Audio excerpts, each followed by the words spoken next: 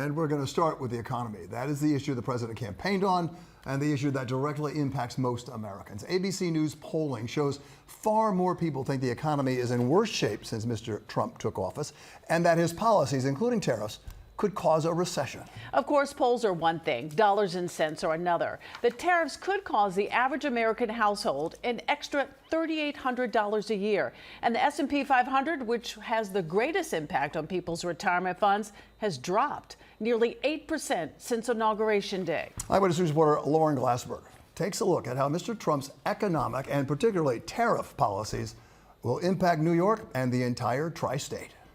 I guess I can point anywhere and something's made in China, like this whole wall is made in China. Everything on that wall could soon go up in price. That's a big concern for Jeff Kwan, who runs Canal Sound and Light, which his parents started in 1977.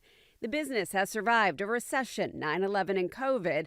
Today, the issue is tariffs, with President Trump taxing goods made in China by as much as 145%. Something like this item used to sell for $5.99, now it sells for $1,049, and this is the most recent crazy price increase. He doubts anyone would buy this wireless speaker for that price. When you start talking about tariffs, then consumers start thinking cost of goods and services are going to increase.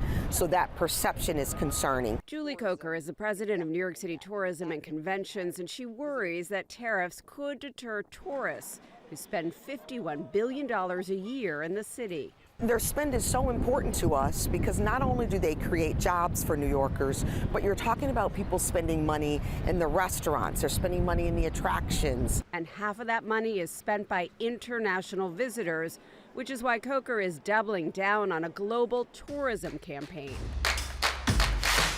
That message right now is running in 17 countries. We'll continue that through the balance of the year, really spreading the message that we're open for business. Open for business and hoping New York City's tourism industry doesn't become collateral damage during President Trump's attempt to reduce the trade deficit and increase U.S. manufacturing. Consumer confidence has absolutely collapsed, and you can understand why. Economist Justin Begley of Moody's Analytics expects the president to monitor the impact of his tariff policies and eventually back off.